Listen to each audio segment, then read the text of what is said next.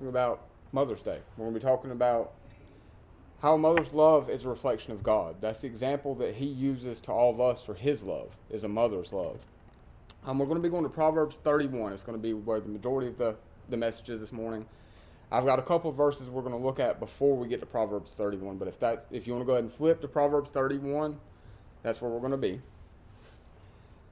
And while you're flipping there to, again, Proverbs chapter 31, there's something that kind of crossed my mind over the past day or so that I really wanted to touch on. We've talked about it before, that when you get into the Hebrew, that there's only one word that's used for mother or grandmother, or, they just use that word mother. Or like for nieces and nephews, they'll just say brother or sister. And so many times we think in modern times, like, look at how much further our language has come, how sophisticated we are. We make these distinctions and we separate it. But in this case, I actually think we've probably gotten lost from where we should have been. Maybe it's better that we don't have all of those words. That the distinction for that familial relationship is simple and boiled down to just that one thing. Because when they use that word mother for mothers and grandmothers and all the matriarchs of the family, basically, think about what that really says. Like, I know my mom's love for me. I know how much she loves me and how great that is, how much she's cared for me. But I know how much my grandmothers have loved and cared for me and watched over me. I know how much my aunt loves and watches over me. My mother-in-law, my stepmother, like, all of you have watched over me the same way that my own mom does. So maybe the Hebrews were onto something by not having all of these different words, and instead of just taking all of the matriarchs back to mother. That all of these women that have watched over my life deserve the same praise and respect on Mother's Day that I even give to my own blood mother. And that's not to take away a biological mom's love and how great that is, but there's a great love that comes from people that weren't that blood mother as well. So I just a thought that I had over the past couple of days. Again, we're going to be in Proverbs 31, but I want us to look at this verse here in Isaiah 66 first. This is Isaiah chapter 66, and this is verse 13. And this is God telling us how he loves us. It says, "As one whom his mother comforteth, so will I comfort you, and ye shall be comforted in Jerusalem." So God using a mother's love and comfort as an example of how he loves us. And when it says they're comforted in Jerusalem, what that means is the place of the throne. The comfort we'll have in the presence of God. So, and you shall be comforted in the presence of God, like you're comforted in the presence of your mom. Think about when you've had a bad day or rough things are going on, how calming that presence is when you can go to your mom for something like that. That's why he's using that example. He's going to comfort you just like a mom would. And then here there's a verse in 1 Thessalonians chapter 2, verse 7. Now this is Paul talking about him and his followers going to the church there in Thessalonica, the Thessalonians, and how they treated them. He says, "But we were gentle among you, even as a nurse cherisheth her children." Nurse there being the mom. So Paul is using this as a metaphor for how they approached the people that they were with at the church. So not only is that the example that God uses for how he loves us, but how we should love and care for each other as Christians. We should love each other the way a mother loves her child. So that's how we should treat each other, with that care and comfort that a mom would have. So now let's go to Proverbs 31. This is where the majority of our message is going to be this morning. Now some of you may know this chapter. A lot of people will refer to it as the virtuous woman. And if they're teaching this lesson, a lot of times they'll start at verse 10. But they're missing a big part of the picture here. So that's why I want to start at verse 1. Look at what it says here. "The words of King Lemuel, the prophecy that his mother taught him." So this prophecy about a virtuous woman is coming from his mom. This is a mom's love for her child, and she's giving him advice and wisdom. Now, you may wonder who Lemuel is. That King Lemuel means 2L and 4L. That means to God and for God. Lemuel is Solomon. That's who that is here, Solomon. He's part of that royal seed line through which Christ would come, the King of Kings and Lord of Lords. The Talmud actually says that Solomon's called by 6 names. We see him as Solomon, Jedediah, Koheleth, son of Jacob, Agur, and Lemuel. So this is Solomon who is speaking about here. So this is a prophecy from Solomon's mother to him. She's giving her son advice. Proverbs 31, verse 2. "What, my son, and what the son of my womb, and what the son of my vows?" So Solomon's mother's asking For who did I suffer through childbirth and pregnancy for? Who do I have this intense love for? Her son, of course. And what there's repeated 3 times, emphasizing the strength of her feelings. That's why she repeats it instead of just making it one question. She's showing the strength of her love for her son. Now, these first 7 verses that we're going to see before we get to the virtuous woman is not about a woman or a wife. This is just advice to her son. But remember, look at this in the context of a mother is telling this to her son. So, how mothers love their children and will guide them through life. So, verse 3. Give not thy strength unto women, nor thy ways to that which destroyeth kings. So the word for strength here in Hebrew is chayil. It's the same term that's going to be used as virtuous in verse 10. And what Solomon's mother is saying here is, don't waste your time and energy on women and ways of the world that's going to pull you down or get in the way of you being a good king. And you may wonder, well, like, why is she making such a big point about don't let a woman pull you down where you're not a righteous king? So, does anyone remember off the top of your head, just know this, how many wives and concubines did Solomon have? Does anybody remember that? 700 wives and 300 concubines. Women was Solomon's weakness. So his mom knows her son well enough to say, quit giving all of your strength to women. They're pulling you down and not letting you be a good king. She is not talking about women. She just knows her son's weakness, okay? So verse 4. It is not for kings, O Lemuel, it is not for kings to drink wine, nor for princes strong drink. In verse 5, lest they drink and forget the law, and pervert the judgment of any of the afflicted. So Solomon's mother is warning him to avoid alcohol. Now, this is not saying that you're not supposed to have a little bit of alcohol. It's not even necessarily saying that Solomon shouldn't drink anything. It was actually a pretty normal staple of their diet then, and they would have it at the royal banquets. But what she's saying is that you are a king. You rule over the law. You make legal precedents here. So you can't be drunk when you are in court ruling over a legal matter. You wouldn't want to judge today if you go in because you've had some type of criminal offense and they're drunk making the judgment against you. That's what she's saying. And actually in the same book of Proverbs, in chapter 21 and chapter 23, we see that Proverbs condemns drunkenness. It doesn't say that we're not supposed to drink alcohol. You can have alcohol, but it's supposed to be in moderation. That's what it's talking about here. And she's specifically saying don't be drunk as a ruler that's maintaining law and order. And you're going to see here that it's not a complete prohibition. So verse 6, give strong drink unto him that is ready to perish, and wine unto those that be of heavy hearts. So if someone is in bad medical shape and getting ready to pass away, give them medicines that will ease that passing. And wine to those that are heavy of hearts. And look here at verse 7. Let him drink and forget his poverty, and remember his misery no more. So if you're stressing and anxious, sometimes a little wine to ease your stomach or to calm you down is okay. It is not a complete prohibition on drinking. It is all in moderation. That is the key thing, moderation. Chapter 31, verse 8 here. Open thy mouth for the dumb in the cause of all such as are appointed to destruction. So what Solomon's mother is saying here is dumb is just saying someone that's not educated in how to defend themselves in court. So he's the king ruling over the courts. And she's saying if someone comes in and doesn't understand the law and can't defend themselves, you should be a righteous king and speak up for them. And appointed to destruction means orphans. So she's telling Solomon to care for those that have need, to take care of other people. So good wisdom from a mom to her son, especially a son that is in a leadership position. He is a king. He's a ruler. So verse 9, open thy mouth, judge righteously, and plead the cause of the poor and needy. Again, Solomon's mom just showing him that he should be charitable in his heart, that he should care for others and speak up for those that can't speak for themselves. He's responsible for administering justice in legal disputes.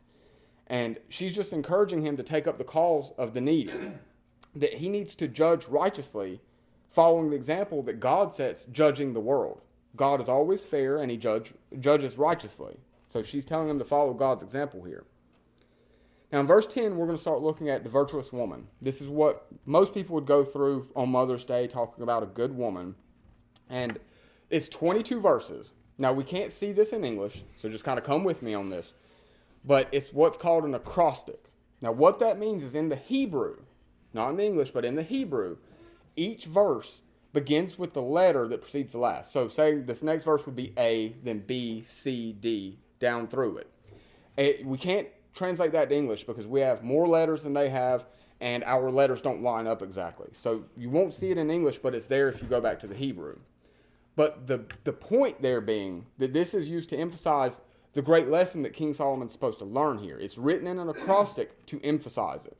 So don't worry about the fact that we don't see it the same way, that we don't see it in the Hebrew. Just understand that it's showing that this is important. This is something that Solomon should really listen to.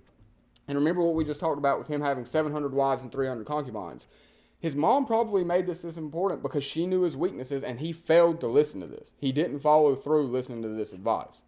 And all the moms here can probably relate to that, of giving advice to your kids that we didn't listen to, that we just failed to follow through with even though you tried to help us. So let's start here in verse 10. So Proverbs 31, verse 10. Who can find a virtuous woman, for her price is far above rubies? So the English word here kind of limits us to it just being virtuous or excellent. The Hebrew word here is what we saw earlier, that chayil, and it just means strong in all moral qualities.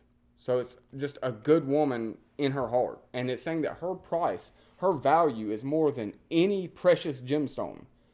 No matter what physical manifestation of wealth and value you can think of, she is more valuable than that. And as we go through these verses, it's going to lay out the things that a good woman should do. And I just want to make clear that I'm not going through these verses trying to give the women in this room advice on how you should be good women. I wanted to go through these verses because I see these verses, how to be a good woman, reflected in the women in this room. I'm not trying to tell you how you should be. I feel like you already are this. That's why I wanted to go through this. So please just understand that's where I'm coming from here. I'm not trying to show you how to be a woman. I just think you guys are great examples of this. So verse 11. The heart of her husband doth safely trust in her, so that he shall have no need of spoil. And that no need there means no lack, and spoil can be translated treasure, saying that the heart of her husband trusts her and he doesn't need anything. And I think the majority of us guys in this room can speak to that. We are all spoiled. We have everything we need because of how great you guys are. Amen. Verse 12. She will do him good and not evil all the days of her life. So she's a continual asset to her husband, bringing him good and not harm. And that faithfulness is consistent. Every day she's a good woman. Verse 13. She seeketh wool and flax and worketh willingly with her hands. In verse 14. She is like the merchant's ships. She brings her food from afar. So making sure that the family's fed, that we're taken care of. And the merchant ships are bringing back treasure to sell, right? So she's constantly bringing in value to the family. And that doesn't necessarily mean physical goods. It is just the value that you bring into the family. Verse 15. She riseth also while it is yet night, and giveth meat to her household, and a portion to her maidens. Now, it'd be easy to read into this verse, getting up and making breakfast for all of us before we have to start our day. That's not necessarily what it means. If you do that for your husband, that's great. But how many of you are getting up and packing lunch boxes? How many of you are getting up and making sure the children are dressed and going to school? How many of you are getting up and getting ready and going to your job to make sure that the financial needs of the family are met? That's what this is talking about. Always being willing to do what the family needs. That a strong moral woman does that. And like I said, I see that reflected in each and every one of you here. All of you put forth everything you can to make sure not only your own individual families are taken care of, but think about how we've been gathering on Thursday nights and the food that y'all have brought and how many of us are gathering and eating together. You're making sure that we're all taken care of. Verse 16. She considereth a field and buyeth it. With the fruit of her hands she planteth a vineyard. Now, what this means when it says that she considers the field, it means thinking through something before making a decision. She doesn't just go and buy the field, she's thinking about it. She's pondering things, making sure it's the right thing to do. And then planting a vineyard. What does a vineyard do? It means that she's not just feeding the family today. She's planting a vineyard that will grow food for the future. A good woman looking to the future and not just this day. Verse 17, this verse here, if we really understand what it means, I think a lot of you will really like this one. She girdeth her loins with strength and strengtheneth her arms. What does that mean? That strength, that fighting nature that's within you. How many times do you hear that phrase, a mama bear? Or actually, I heard a phrase this past week that I'd never heard before, a granny grizzly. Now, I know you're called Nina and you're called Nana. I don't have a nice little name that goes with that, so you'll just have to be a granny grizzly even though you don't like it. But this is saying she is willing to fight for her family. And all of you know, you don't want to get in the way of a mom that's mad about something that's going on with her kids. That's what that's talking about there. The strength in her arms, how she will go to war for her family. Verse 18. She perceiveth that her merchandise is good, her candle goeth not out by night. Now this is the flip side of rising early in the morning. This is saying that even after the sun has gone down, she's still doing things for her family. How many of you are probably up in the mornings, like I said, getting ready to go to your job or getting the kids off to school, and then at night you're still dealing with laundry and putting laundry up or making sure that everything is taken care of for the next day. That constant moving and working for the family. Verse 19. She layeth her hands to the spindle, and her hands hold the distaff. Now, we lose something here because we don't deal with this a whole lot. The distaff and spindle were tools used to make linen, which the wife would use to make clothing for her household and to sell for profit. So just another verse showing how the good wife is constantly making sure her family is taken care of. Verse 20. She stretcheth out her hand to the poor, yea, she reacheth forth her hands to the needy. Going back to what Solomon's mother was trying to impart in him, to be charitable, to care for those around you. And it starts with our family, and as you take care of your family, it will spread out, and you'll do good for others. A lot of times for people that you don't even know, it's just that charitable heart. Now this next verse, 21, this made me think about Granny Birdie a lot. And Brittany, I know you'll probably have my back here. DJ, you probably, and Summer, you've probably dealt with this too, but look at this verse. She is not afraid of the snow for her household, for all her household are clothed with scarlet. Clothed with scarlet means doubled layered. She's making sure that her family is clothed warmly. How many of us have walked out and said, "Where is your jacket?" Right? That's what this is saying here. She will make sure her family is taken care of in the snow. She's not afraid of the snow. She's going to make sure you got your socks on. Where's your jacket? Verse 22. She maketh herself coverings of tapestry. Her clothing is silk and purple. Now this is meaning like bed linens and clothing and comforters. And, you know, I thought about how many of us probably still have quilts or blankets or crocheted blankets that some, again, going back to what I said about the Hebrew, that word mother being used for so many, whether it came from an aunt, a great aunt, a grandmother, a great grandmother. How many of you probably have those blankets in a closet somewhere at home? She was still following this right here, making the coverings of tapestry, making sure that you were warm and taken care of. That love being shown in her trying to care for you. Verse 23. Her husband is known in the gates when he sitteth among the elders of the land. Now, Zach taught on this a couple weeks ago. When it says the gates, we could equate that more to like the courthouse or city hall now. This is where the leaders of the area would be gathering. It was the social and economic hub of the city. And elders are responsible for the legal rulings. And what this is saying is that the husband of a good wife is known and respected among the people of the town. And that's still true to this day. How many times do you hear behind every good man there's a great woman? If you have a great wife, a great mother, it is reflected and the people of the community know it. And again, I feel like that's reflected in the families that are here. Verse 24. She maketh fine linen and selleth it, and delivereth girdles unto the merchant. Again, she's just telling Solomon that a good wife is going to help you. She's not just going to want to hang on because you're a king and ride your coattails. She's going to bring value to the family as well. Verse 25. Strength and honor are her clothing, and she shall rejoice in time to come. This is meaning through those good works she's doing, her moral standing, how she is trying her best to be a good woman, she is prepared for the future. And Miss Jackie, this made me think about you a lot because I know what you passed down to Amber. And it came directly from my mother-in-law through my mom, through my wife, Kira's mom, that she makes lists of everything. I can tell you right now, 6 months from now, on my payday, what bills have to be paid and how much extra money I have left. Because she has laid out our bills that far in advance. She is preparing for the future. And so this just made me think about that you're always thinking about the future, about how are we going to be not just okay today, but tomorrow and next month and next year. And then it even goes down to what about the generations that come after us? Verse 26. She openeth her mouth with wisdom, and in her tongue is the law of kindness. Now, this is giving that wisdom, talking to your children and grandchildren and trying to give them that advice. Again, just like Solomon failed to listen to this, sometimes we don't listen and we're hard-headed and make mistakes. But don't give up giving that advice. We need it. Eventually it may sink in and we'll do our best to follow it. Verse 27, she looketh well to the ways of her household and eateth not the bread of idleness. This is just saying, again, taking care of the family and not being idle, constantly on the move. Like the other verse have said, rising before the sun has come up, going to bed after the sun has gone down, constantly making sure that the family is taken care of. And as many of you know, with Granny Birdie, she was constantly on the move, constantly doing something for the family. The only time that she took a break and had a little bit of idleness was when Bold and the Beautiful and Young and the Restless and Guiding Light was on. You give her time for her stories, and then she's going to be right back at it. So she took that little break, but she was moving from the morning till the night. Verse 28, her children arise up and call her blessed, her husband also, and he praiseth her. Now, this verse should be telling us all what we should be doing today on Mother's Day. What does it say? Children blessing your moms and the husbands praising her. Let them know today on Mother's Day how appreciative we are for everything that they do and for how much we care and love them.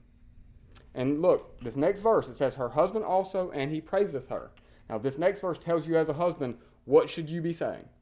So if you need something to say today, here's your verse. Many daughters have done virtuously, but thou excellest them all. That's saying, hey, look, there's a lot of good women around here, but you're the best. You're better than all of them.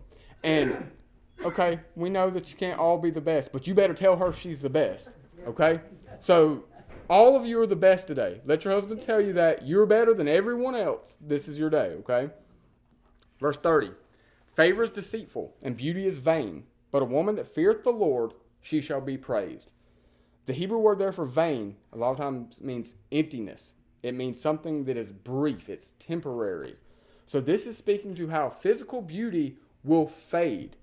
But a woman that is spiritually beautiful in her heart and loves God, that is eternal. So this is Solomon's mom telling him, a king. Think about it. He's a king. He can probably have any woman he wants.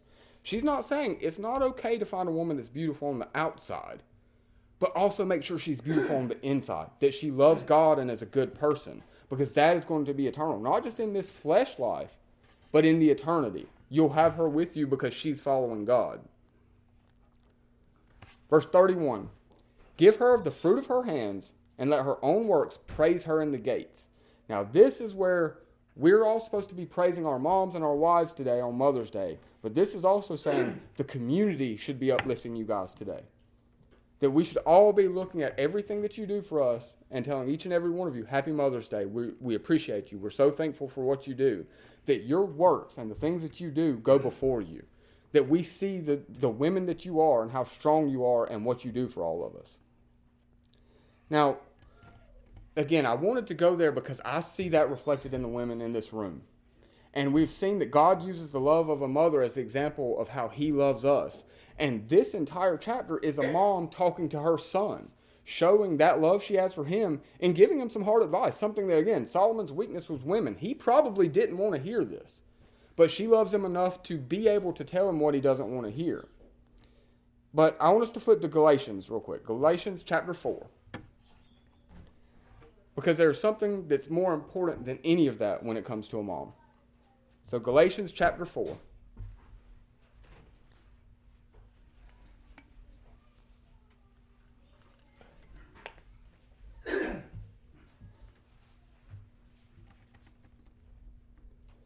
So Galatians chapter 4, and we're going to verse 4 here. Galatians chapter 4, verse 4. But when the fullness of the time was come, God sent forth his man, made of a woman, made under the law. When the fullness of time came, what that means is Paul is saying the idea of coming of age, growing older, and the coming of Jesus. Paul is stressing that the life, death, and resurrection of Christ occurred exactly the way God planned it, and is the fulfillment of all the covenants and oaths that we've been seeing all the way from the beginning of Genesis. And then born under the law refers to Jesus' identity as a Jew. He was born into the people that lived according to God's law. And this is talking about the incarnation of Jesus, him coming in the flesh when he became a human being. And then verse 5 there, look at that. To redeem them that we're under the law that we might receive the adoption of sons. We are saved through the blood of Christ, adopted into the family of God so that we can be in the eternity. But what do these two verses show us? Without women, and more distinctly, mothers, we don't have Christ for our salvation. Women and the ability to be a mother is a key factor of God's plan to save us.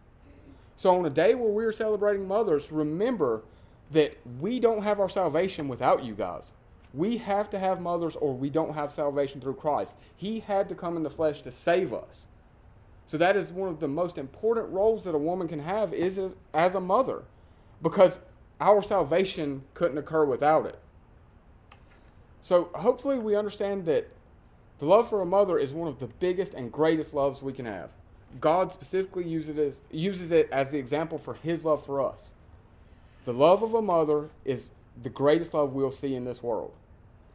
But we have to remember that there's a love we should have even bigger than that. So turn to Matthew chapter 10. We're going to look at one other verse here. Matthew chapter 10.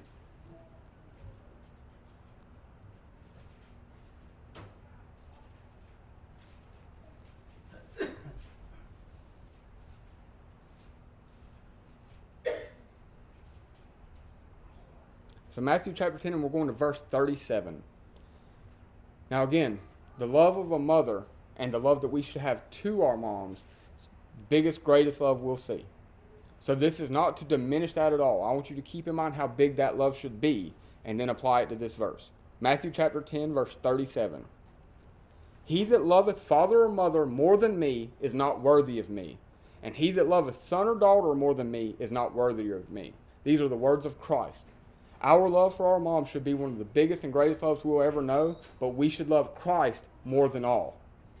So just keep that in mind, that big love that you feel, love Christ even more than you love your parents or your children.